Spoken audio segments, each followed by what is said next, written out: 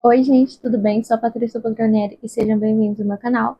E bom, hoje a gente está aqui um pouquinho num ângulo diferente, ao invés de estar diferente, a gente está um pouquinho de ladinho, porque eu tô com o computador aqui para olhar tudo que eu li esses últimos meses, desde o último vídeo do canal. Então, acho que faz o quê? Uns 2 meses e meio, mais ou menos. Eu gravei um vlog aqui pro canal, né? Terminando leituras que estavam em andamento. Então, alguns dos livros que eu vou citar aqui já estão naquele vlog. E eu vou deixar ele aí nos cards para vocês irem ver. Mas vamos lá, eu tenho alguns livros aqui, alguns estão aqui, então eu vou falar os que tiver na minha mão e depois os outros eu ponho a capinha. Enfim, tô enrolando demais, né? Acho que eu perdi um pouco o timing de fazer vídeo. Bom, o primeiro que foi uma releitura foi Meu Policial. Esse aqui vai ser um dos livros viajantes do Catarse. Ele é uma opção mais leve para quem tá ali no Catarse, mas não lê terror, true crime, enfim. Ele é um romance que se passa em 1950, lá na Inglaterra. Em 1950, na Inglaterra, ser homossexual era um crime e um crime que levava à prisão, tá? Então não é assim, era um crime, mas não dava em nada. Não, levava à prisão. E aqui a gente vai ter um triângulo amoroso. Então a gente tem a Marion, o Tom e o Patrick. A Marion sempre foi apaixonada pelo Tom, até que um dia ela e o Tom começam ali a se relacionar. Como ele era irmão da melhor amiga da Marion, foi uma coisa que aconteceu meio que naturalmente. E tudo parecia bem, eles tinham casado. Mas o Tom tem ali um amigo chamado Patrick que a gente sente assim, uma química que, não vou mentir pra vocês, a química é muito maior do que com a Marion. Relacionamento acontecer, né? Que é uma professora e um policial. O que mais a sociedade precisa para enxergar como um casal perfeito? Em contraste ali com o Pedro. Então a gente vai. Eu anotei muita coisa mesmo nesse livro, porque foi uma experiência muito doida. Eu já tinha lido ele em inglês antes de ser lançado aqui no Brasil. Fiz um trabalho na faculdade relacionado a ele, de tradução literária, né? E agora eu li em português, anos depois, e já sabendo como termina. Então, assim, os capítulos que são narrados pela Marion, eu consegui ver até uma. Ah, não vou falar porque eu tenho medo de dar spoiler. Mas a minha percepção da Marion mudou muito desde a primeira vez. A primeira vez eu senti que era um livro muito triste, muito melancólico. Essa segunda vez ainda é um livro muito triste, muito melancólico. Eu digo que ele começa triste e termina triste, mas eu enxerguei algumas coisinhas na Marion que eu não tinha enxergado antes. É isso que eu posso falar antes de qualquer coisa. E a gente também tem a visão do Patrick, então se vocês se interessarem, eu recomendo muito essa leitura. Ele sempre tá baratinho na Amazon, porque ele teve uma adaptação feita pelo Harry Styles, né, no cinema, que eu inclusive gosto, acho que é uma boa adaptação aí do livro. E é isso que eu tenho pra falar sobre o meu policial. Eu amei reler ele, foi uma experiência muito diferente de ler pela primeira vez. Depois, no vlog de Terminando Livros, eu terminei Vespero. Vou deixar a capinha aqui, porque ele tá aqui, eu tô com preguiça de desarrumar minha estante. Então eu peguei só os livros que geralmente ficam na minha outra estante. Enfim, né? Não vamos devagar muito. E Vespero foi, assim, um livro que... Ele é muito cabeça, gente, pra dizer o mínimo. Eu sinto que a escrita da Irka realmente é uma escrita que foi muito pensada, muito bem trabalhada, mas eu acho que exatamente por isso ela acabou afastando um pouco nós leitores de diversão, nós leitores de entretenimento, né? Porque eu não sei vocês, mas eu não leio pra ficar mais inteligente, ou pra saber, ou pra admirar a leitura. Lógico, alguns livros eu gosto de fazer um estudo maior, como por exemplo os livros de True Crime, mas meu policial, Serpentes da Noite, que é o próximo que eu vou falar, são leituras que eu faço para passar meu tempo. E Vespero, eu pensei que seria tipo um livro de terror VHS, como o do César Bravo, ou algum do King, enfim, eu imaginei que seria um livro de terror. Não sei explicar, gente, mas eu achei que eu ia entender esse livro e eu não entendi. Basicamente é isso. Não vou falar muito mais sobre essa leitura, porque tem um vlog lá lendo ele, então vocês vão lá e assistam depois de ver esse vídeo. E depois dele, né, eu também li A Serpente e as Asas Feitas de Noite. Esse daqui eu gostei bastante, eu acho que é um bom livro também de... Eu acho que é um ótimo livro pra sair da ressaca. Ele é bem grosso, mas você não vê a hora passar, ele só flui. O casal ali, ele tem uma certa química, eu gostei muito deles. A nossa protagonista, ela não é aquela protagonista burra, ela vai do início ao fim no que ela acredita, o que eu gostei bastante. Eu gosto de mulheres fortes. Mas, sim, gente, uma romantasia. Sim, gente, é um livro que ele é um pouco mais jovem. Ele não é um livro jovem, mas ele é um pouco mais jovem do que as outras leituras que eu normalmente realizo. Então, já vá ciente disso. E sim, tem cena hot, mas é uma só, tá? Então não tem muita coisa, o que eu gostei muito, porque eu não sou muito fã de cena hot, mas sim, tem uma. E eu acho que é isso. Também, se vocês quiserem saber mais detalhes, vocês vejam lá no blog. E é isso. Aqui a gente tem um Crepúsculo com Jogos Vorazes. Inclusive, quero ler o segundo volume. Achei que não ia ler quando eu recebi ele, mas eu fiquei tentada. Eu acho que como terminou ali me deixou curiosa. Aí ele me lembrou muito Rainha Vermelha. Depois eu li Tress. Sim, gente, eu acabei caindo aí na grande pirâmide que é Brandon Sanderson. Fiz algumas marcações, não fiz tanta. Mas, assim, fiquei apaixonada. É um mundo, assim, tão aconchegante, tão gostosinho, uma história tão envolvente. Eu acho que o toque de ter um ratinho que fala ali junto com a Tress muda tudo. Tress, para quem não sabe do que se trata, é uma menina ali que ela vive numa ilhazinha, se não me engano, é tipo uma rocha, essa ilhazinha. E ela um dia perde o seu amado, que é o príncipe, e ela sai numa aventura em busca dele. Não vou contar o que aconteceu com o príncipe, porque eu não sei se é spoiler ou não. Mas esse príncipe saiu por aí, ela saiu atrás dele. E daí, nessa aventura, ela vai se infiltrar no navio pirata e a gente vai acompanhar ali a Tress, que nunca saiu dessa ilhazinha, ganhando força e mostrando a grande mulher que ela é. E eu vou te convencer, fazendo a comparação de que se você gosta de Tinkerbell em Aventura Pirata, você vai gostar de Tress. É isso que eu tenho para dizer. Eu acho que também tudo mais que eu tinha para falar de Tress eu falei no vlog de leitura. Gostei bastante e agora preciso ler as outras coisas do Brandon. Gostei muito. Eu tinha acabado de ler a Lenda Porta Sussurrante um pouquinho antes de fazer essas leituras. Então eu acho que Tress e a Lenda Porta Sussurrante de algum jeito me trouxeram a mesma sensação, sabe? Um certo aconchego durante a leitura. Não sei explicar. Mas gostei bastante. E, gente, o hot stamp de 3 é muito bom, tá? Porque, olha, minha mão soa pra caramba. E não saiu o hot stamp, então tá de parabéns, viu, trama? Porque normalmente o hot stamp sempre sai comigo. Ai, gente, eu não sei onde que tá esse livro, mas ele tá em algum lugar aqui do escritório. Depois eu li Desfiguração. Esse livro aqui foi em parceria com a assessoria Lavanda, né? A assessoria Lavanda é responsável por fazer essa assessoria tanto para autores quanto também para influenciadores, né? Então faz essa troca. E eles me convidaram para ler, né? Esse livro Desfiguração da Raquel. Eu não conhecia a Raquel, não conhecia o trabalho dela, mas eu fiquei muito interessada e topei, né? Então, assim, gente, não é uma publi, é apenas eu recebi o exemplar para ler e dizer o que eu acho. E, gente, eu tava numa ressaca literária muito brava depois dessas últimas leituras que eu tive. Eu não sei o que aconteceu, não sei se eram leituras assim que fugiam muito da minha zona de conforto e eu estava com saudade da minha zona de conforto. Não sei. Só sei que eu fiquei sentindo falta de alguma coisa e eu não conseguia achar. Eu lia livros e parece que eu só emperrava, não conseguia realmente fluir a leitura. E daí eu fui ler Desfiguração e foi assim, perfeito. Perfeito pro momento que eu tava. E eles são terrores assim do cotidiano, da rotina, do dia a dia. Então não tem um sobrenatural, não é um fantasma, não é alguma coisa assim, caso você tenha problema com esse tipo de leitura, não. Aqui o terror é semelhante com o que a gente encontra em A Escuridão Total Sem Estrelas do King. Então são terror do dia a dia, terror em que o ser humano é um ser ruim e ele vai causar desgraça. O meu favorito foi o primeiro e o último, que eu vou ter que dar uma espiadinha aqui, que eu sou ruim do nome. Anatomia, um estudo em 8 partes, então literalmente esse conto ele é dividido em 8 partes e eu acho que cada parte tem um sentido ali de ser dividido e eu gostei muito dessa divisão de atos. Eu acho que combinou muito com a leitura e esse é um dos maiores elogios que eu posso fazer para Raquel é realmente a maneira que ela quebra os contos. Então, cada cada coisinha assim, você sente que tem um porquê e faz com que você fique com vontade de continuar nesses contos. E por mais que sejam 6 contos bem curtinhos, porque o livro é curtinho, eu sinto que eles têm a quantidade perfeita de páginas, nem mais nem menos. Mais ou menos semelhante com o que eu senti com o Conto Cão, que eu acho que ele tem exatamente o tamanho que ele deveria ter, Aqui eu também senti isso, que esse livro e os contos dentro dele têm exatamente a quantidade.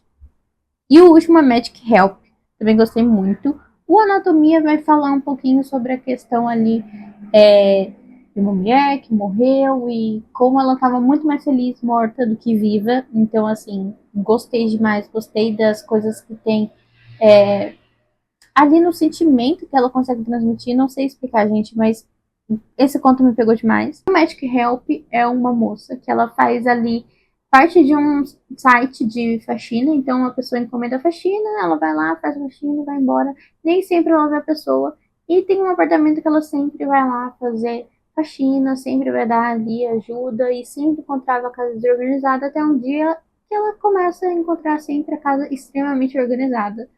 E ela começa a sentir que é uma ausência da moradora ali. E ela fica se questionando o que aconteceu com a moradora e vai atrás de procurar pistas, enfim, isso realmente mexe com ela, realmente tira o sono dela. E no final me surpreendeu. Não posso dizer mais que isso. Mas os 6 contos em si são muito bons. Eu sou muito chata com contos, não é todo livro de contos que me pega, mas esse daqui me pegou. Lógico, tem alguns que eu gosto um pouco menos, um pouco mais, mas no geral eu gostei, acho que da grande maioria. Dos 6, eu acho que pelo menos 5 eu gostei, sabe? Foi um saldo muito mais positivo do que negativo e eu gostei muito. Fui até chamar a Raquel para saber se ela tinha mais coisa escrita, porque eu fiquei curiosa para ler mais o trabalho dela. Não é sempre que eu faço isso, tá, gente? É muito difícil eu ir atrás do autor perguntando: ei, você tá escrevendo algum livro? Mas da Raquel eu tive que fazer isso porque eu gostei muito da escrita dela.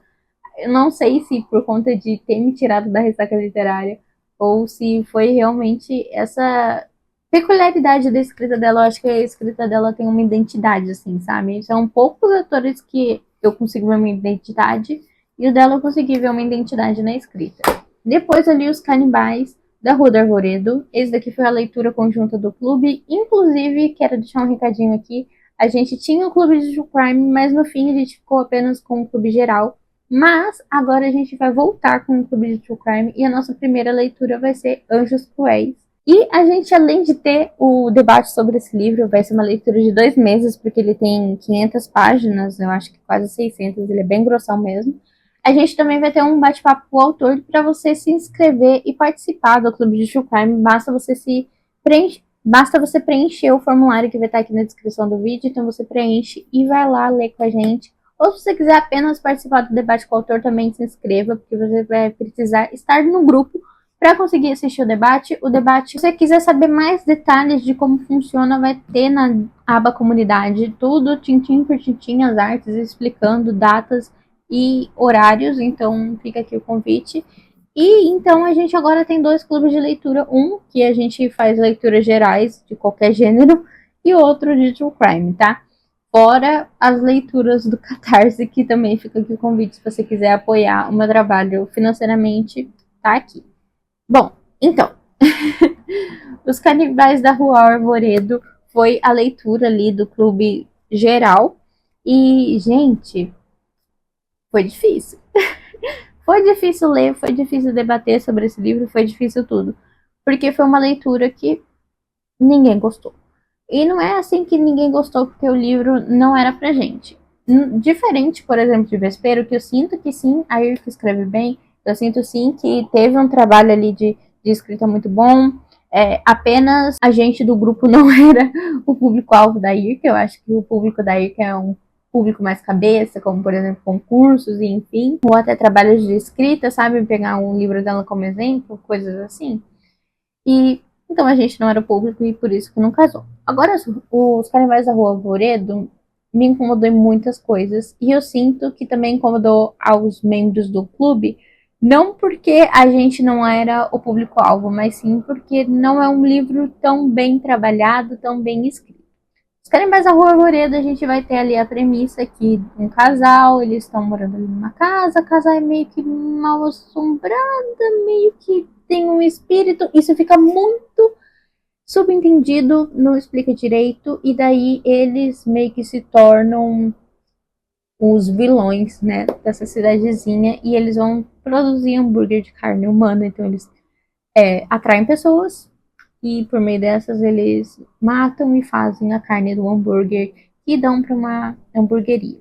O nosso narrador, ele tá o tempo todo ali observando tudo, a gente não entende da onde que ele vem, o que que ele faz, como que ele tá conseguindo observar tudo.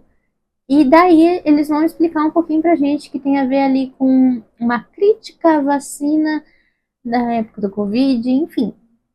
O que que eu acho, sinceramente, desse livro? Que ele tentou trabalhar muitas coisas de uma maneira, assim, muito superficial. Ficou tudo jogado, tudo mal feito mesmo. E eu tenho a impressão que é, sabe quando você tá lavando a louça, vem uma ideia e você anota num bloquinho pra não esquecer, pra não esquecer. E daí parece que tá tudo mal acabado. Gente, eu odeio falar mal de livros, eu realmente evito, ainda mais autores nacionais, mas assim, me ajuda a te ajudar. Gente, não teve ninguém assim do grupo que gostou. Ele é muito sexualizado, mulher. Tem muita cena explícita de sexo que eu achei totalmente desnecessário e não agrega em nada na leitura. Mas é isso, eu acho que se tivesse refinado as ideias, visto o que dava para entrar e o que não dava, talvez a gente teria um bom livro, mas eu sinto que ficou tudo muito jogado, muito mal trabalhado, e ele quis colocar tudo quando dava pra resumir ali em algumas coisas. Fora essas cenas aí que me causou um grande desconforto, mas é isso. Eu tinha muita fé nele, porque ele foi indicado e eu acho que foi um dos finalistas do Prêmio Jabuti, mas assim, me decepcionei bastante. E eu acho que ele vai entrar no dos piores do ano. Não, eu acho não, ele vai entrar no piores do ano. Aí em seguida, gente, eu fui tentar ler sobre a Redoma, mas não rolou. Eu não tava de fato no momento. Eu vim de uma ressaca, li Desfiguração, saí dessa ressaca, mas daí eu li Os Canibais da Rua Arvoredo, que foi um livro ruim pra mim, e que daí me tirou do eixo leitora de novo, e daí. Ah, não deu pra ler sobre a Redoma. Não é que eu não estava gostando, até onde eu li, eu acho que uns 30%. Eu estava, mas o livro ainda não tinha engatado, então eu achei que era melhor eu não me forçar. E daí eu pausei a leitura, não sei quando eu vou voltar. Eu queria, assim, de verdade, ler ele ainda esse ano. Não sei quando, mas mais pro fim do ano, né? Pra dar um tempo aí, um respiro.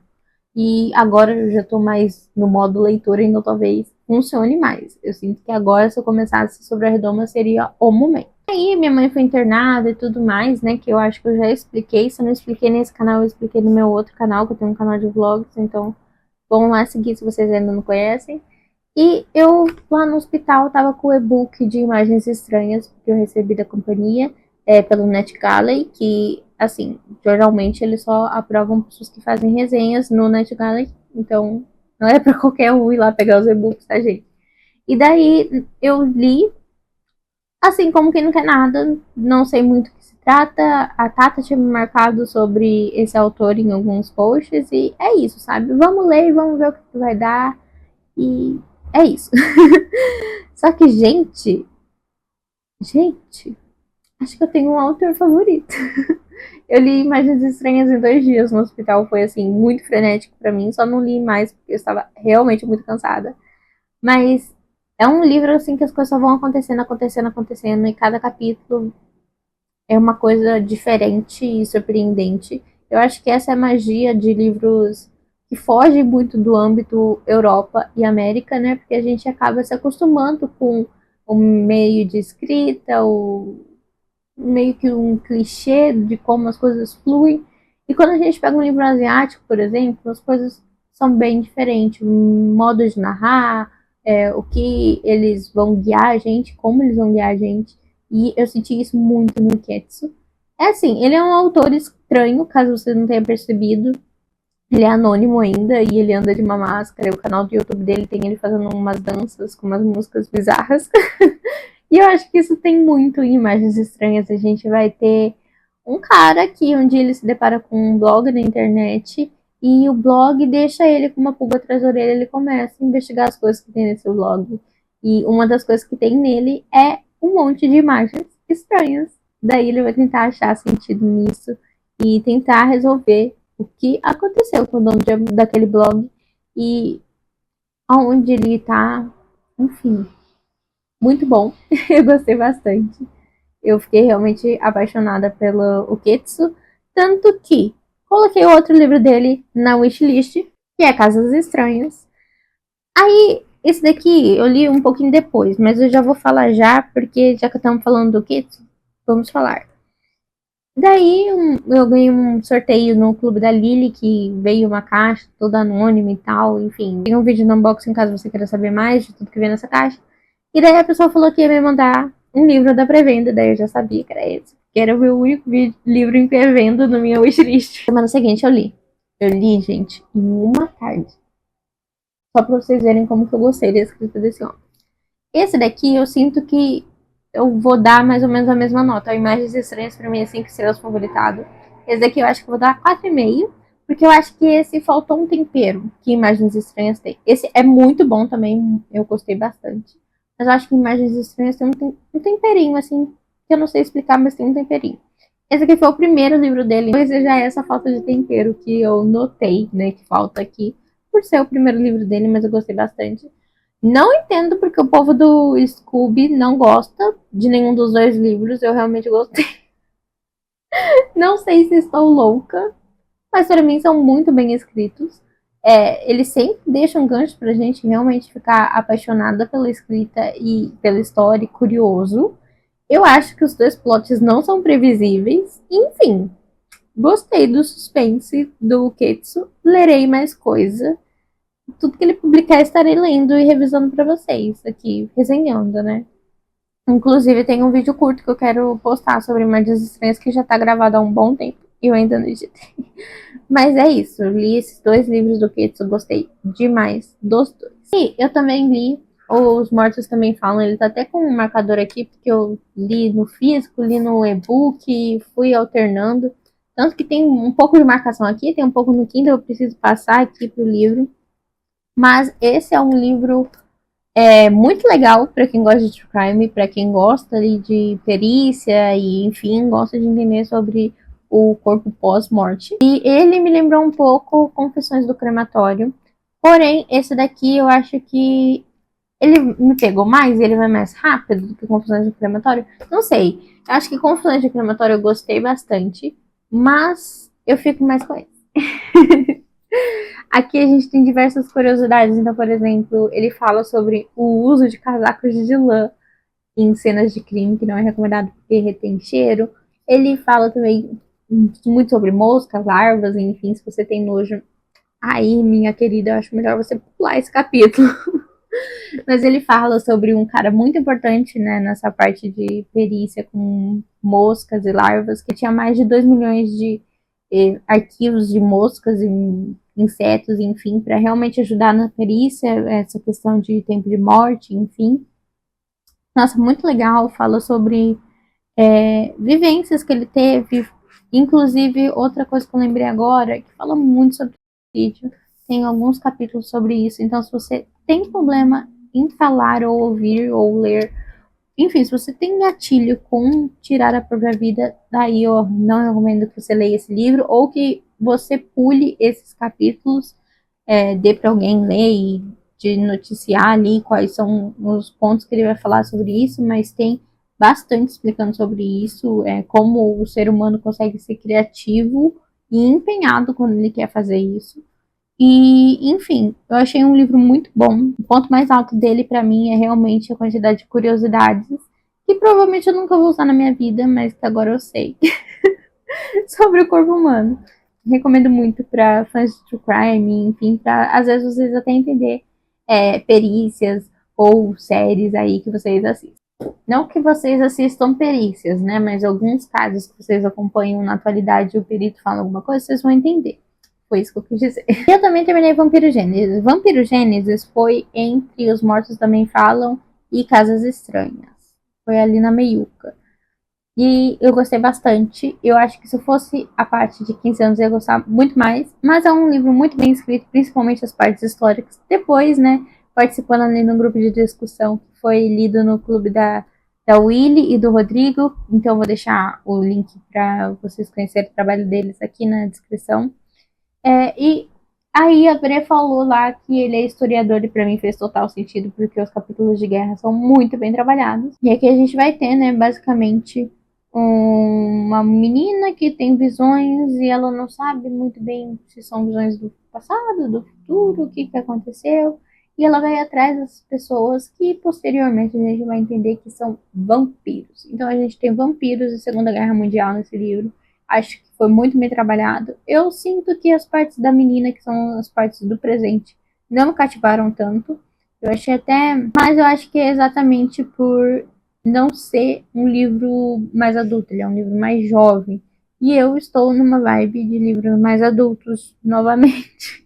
Eu tava muito da romantasia, fantasia, uhul! Mas agora eu sinto que eu voltei pra minha era de crime terror, suspense, enfim.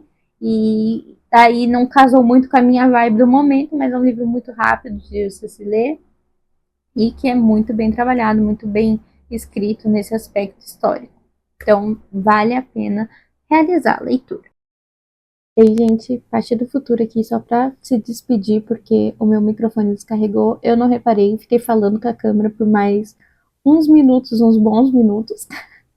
Então, muito obrigada por terem assistido o vídeo, espero que vocês tenham gostado. Agora, definitivamente, o canal voltou ativo, então não vamos ter um cronograma certinho, sabe? Tipo, toda terça e quinta-feira vai ter vídeo? Não necessariamente. Como eu tô com uma rotina nova, então vai ter vídeo quando tiver vídeo. Essa semana mesmo que eu vou estar postando esse, vai ter na terça e na quinta. Semana que vem, se tudo der certo também, mas vamos ver. Obrigada por quem ficou até aqui, muito obrigada a todos vocês que acompanham o meu canal. Do ladinho vai estar passando já o nome dos nossos apoiadores do Catarse. Fica aqui o convite também para vocês conhecerem. A gente tem recompensas físicas e também várias recompensas aí de encontros de livro e revistinhas, enfim. Fica o convite para vocês conhecerem. E é isso, até o próximo vídeo.